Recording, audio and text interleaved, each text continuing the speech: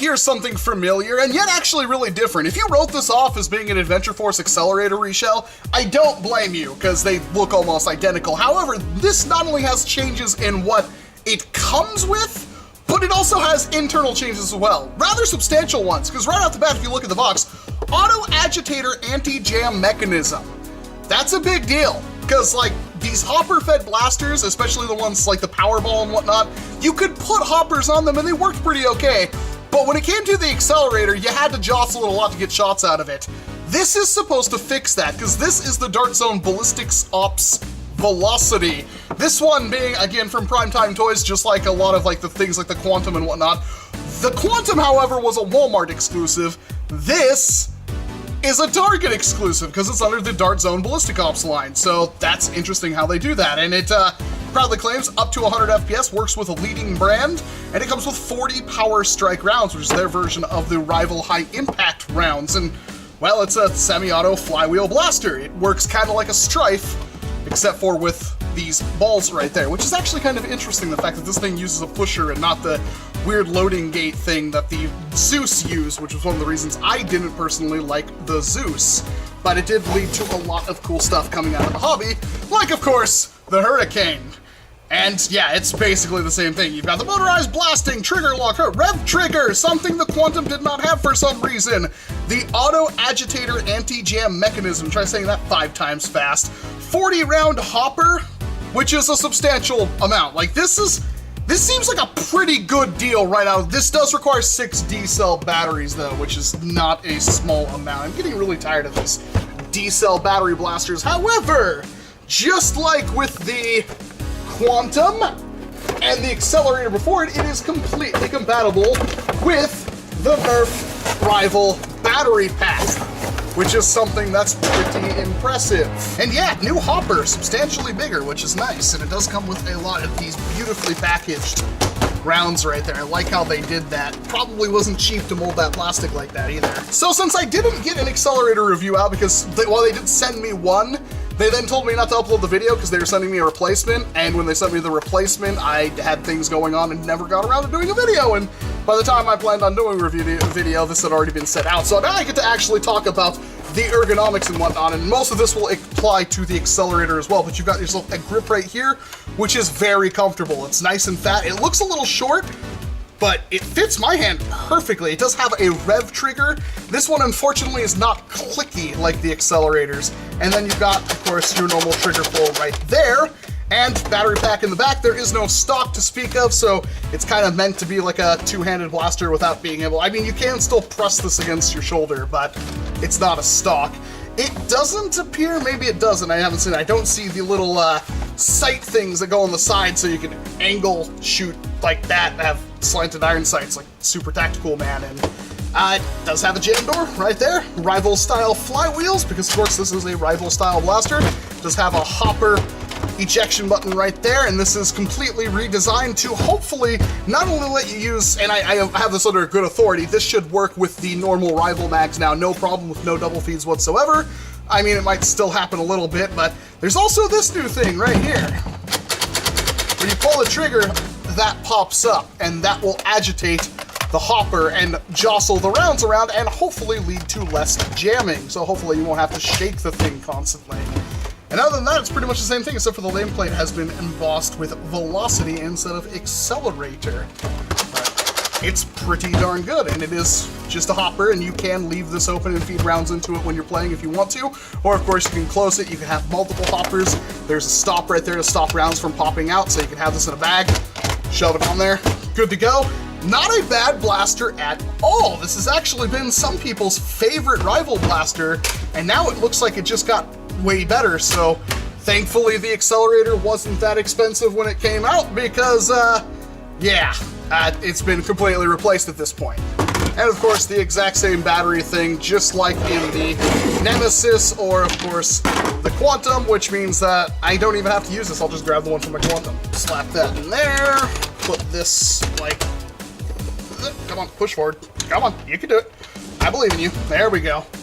And then you will, oh, that's why it didn't push down. There we go. Screw that down a little bit. And it has a lock, but if I press that lock in, we've got rev. So, perfect. Let's see what's in the box. Do not discard box does include, hey, it does come with a little rail attachment thing. And plenty of these plastic indicators that go on the back side back here. So we're gonna do blue since that matches the color it already is. And since I'm not on any kind of team thingy, we'll just put that on there. Would be nice if it came with orange ones in the same color as that, to be perfectly honest. Maybe instead of the red team they could do that, but it's that. And then of course the rounds themselves, which you would just feed into the hopper. And I happen to be a big fan of these. I actually like these more than the standard rival rounds. And there we go. You could probably fit a few more in here, but to be perfectly honest, since that thing agitates the entire hopper, you probably don't want to do that. I'll put that in there like that, and it looks fairly cool in my opinion. It's nice and sleek, and then you can add this little iron sight thing on the side right here if you want to try to aim with it and have your own little sideways iron sight optic kind of thing going on right there. Personally, I don't plan on using it, so yeah, because most of Nerf is just hip firing anyway. Ooh, very responsive so far. Huh. I'm getting a, oh, I think it was just because I had rounds in the barrel, but well, that is substantially better than the Accelerator. Wow! That is a lot different, but it should be noted that because of the extra trigger linkage to manipulate that little nub that pops up, the trigger pull is not nearly as nice. It is a little bit sticky, but it's honestly not that bad. That is an issue though. It's not. I got too many rounds in the hopper, I think. Because there we go.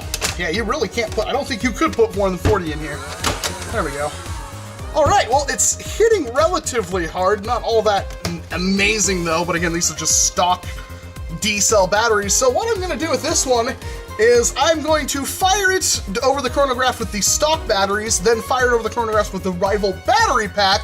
That'll give you a good idea of what this thing can do with a light modification on it, as in no modification, you just plugged in a different battery pack that has a little bit more voltage.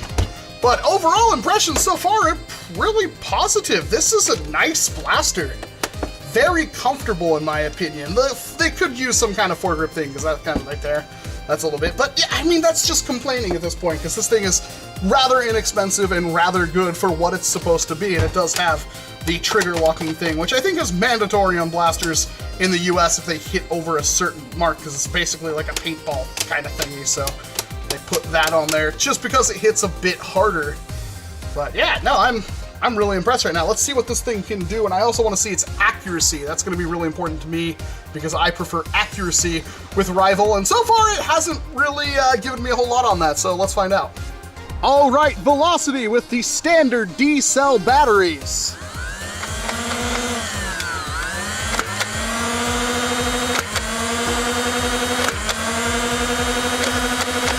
Uh-oh. There we go. Ah! There we go. Not bad at all. Let's try with the Rival battery pack. All right, and now, once again, with the Rival battery pack. Seems about the same loudness.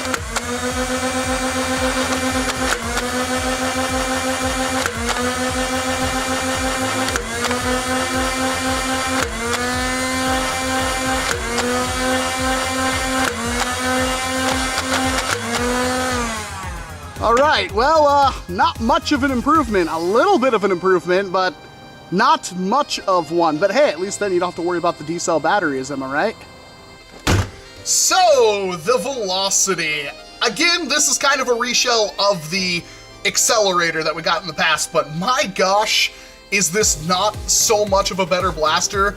I actually worry that people are gonna be kind of upset, because if you liked the Accelerator, the velocity is better in pretty much every single way. The trigger pull isn't nearly as nice because again it has that agitation up there, but 40 round hopper instead of 25, that's kind of a big deal. It is $10 more expensive, but the agitation really helped with the reliability on this thing. Like, full stop, this thing is so much better than the Accelerator. And I'm sure this will also have fixed the problems that I was told that it would fix, things like the fact that you can't, like, if you try to use a rival magazine in here, which you can do, you can completely forego using the hopper and use a rival magazine there. It won't double feed or anything like that, because there's a new design, a little plastic gate and stuff in there to stop that kind of stuff, so it should be relatively very good. I haven't tested it myself because I'm too lazy right now to go grab a rival magazine, so take that at what you will, but again, it is an Accelerator. And the redesign on the rev trigger, I liked the snappy ones that my Accelerator had. Maybe that was just my Accelerator, but it had like a really clicky switch and I really liked it. This one's a little spongier, but they have that nice knob right there on the very end for you to effortlessly push that in, and the performance is amazing. This thing does perform really well. It usually is in the high 80s, low 90s, which is pretty good for a blaster like this, but semi-auto 40 rounds. This thing is probably, in fact, I'm gonna say it, it's most likely the best stock blaster you could probably ever have. Sole reasoning for that is not only are you going to get very good reliability from the hopper with that agitation, but it's really easy for you to just open this thing up and pour rounds into it and fire rounds out of it.